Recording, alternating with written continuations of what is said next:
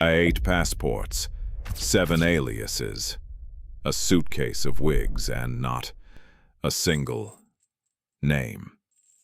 When the Isdal Woman was found in Norway's most isolated valley, the world realized they weren't looking for a victim. They were looking for a ghost.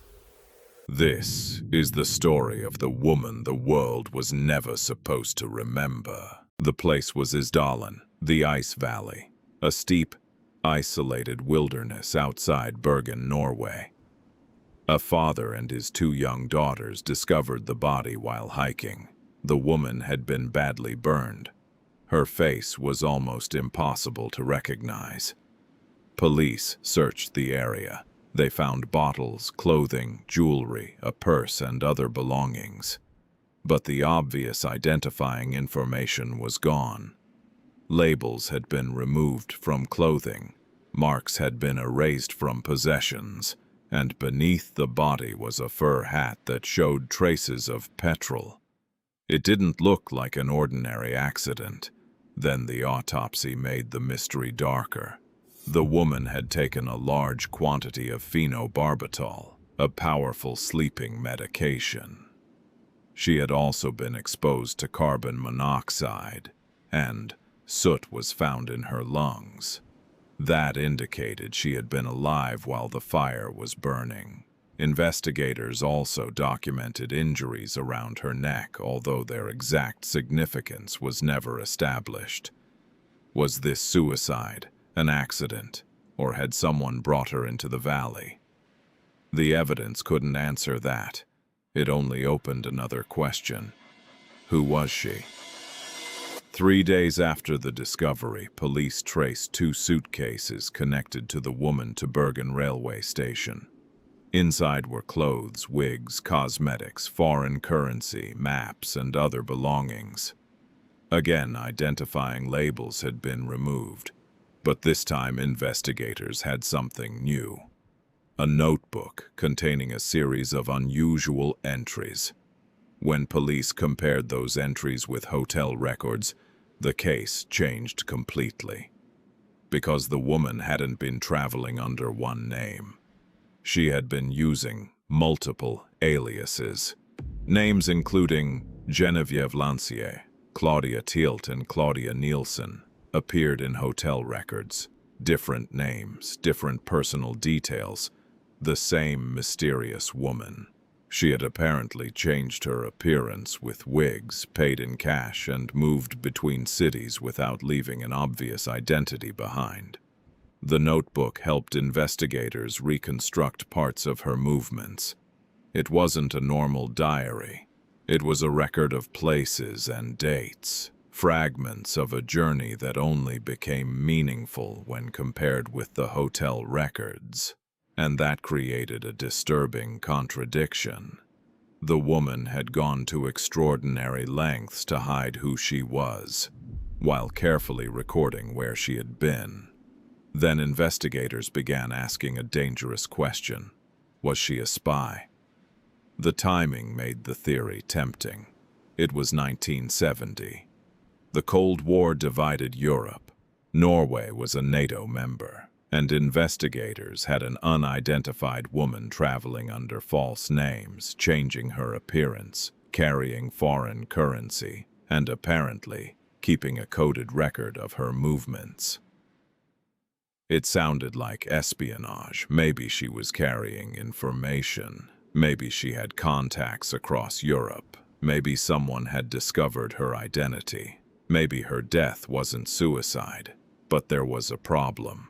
No conclusive evidence ever established that she was a spy. No intelligence agency claimed her. No handler was identified. No document conclusively connected her to an intelligence service. The theory remains compelling because it seems to explain her behavior. But explaining behavior isn't the same as proving it. Police appealed across Europe. Descriptions were circulated. Investigators tried to connect the aliases to a real woman. But nobody could conclusively identify her. No family came forward who could establish who she was. Eventually, authorities concluded that suicide was the most likely explanation. But the unanswered questions remained. Why remove the labels? Why use so many names? Why carry wigs? Why travel with foreign currency? Why erase identifying information? And why did nobody seem to be looking for her? On February 5, 1971, the unidentified woman was buried in Bergen. She received a Catholic funeral, partly because of the religious identities she had used during her travels. But there was no confirmed family beside her grave. No verified name, no complete history. Only a woman remembered by the place where she was found. The Isdal Woman. For decades, the mystery remained frozen. Then modern forensic science reopened the case. Researchers examined preserved teeth and used isotope analysis to investigate where the woman may have spent her childhood. The results pointed toward a region in Europe, providing investigators with a possible geographic clue. But not a name, not a family, not an explanation. DNA research also offered hope of finding relatives. So far, no conclusive family identification has solved the mystery. Now imagine her final days. On November 23, 1970, she checked out of a hotel in Bergen. She paid, she left, and after that, the trail disappears. No confirmed record explains where she went next. 6 days later, 2 children discovered her body in Isdalen. Somewhere inside those missing 6 days is the answer, and nobody has ever recovered it. Maybe she was hiding from someone. Maybe she was protecting a secret life. Maybe the aliases were simply the precautions of a woman who desperately wanted to remain unknown. Or maybe someone else knew exactly who she was and wanted everyone else to forget. We don't know, and that uncertainty is what makes the Isdal Woman so disturbing. She left behind hotels, suitcases, wigs, foreign currency, names, travel records, a notebook filled with clues, a burned campsite, a body.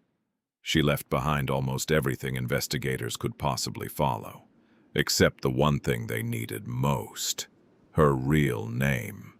More than 50 years later, she remains unidentified, and perhaps that's the most haunting part of the entire case. Some people disappear because nobody knows where they went. The Isdal Woman disappeared differently. She may have disappeared by making sure nobody knew who she was.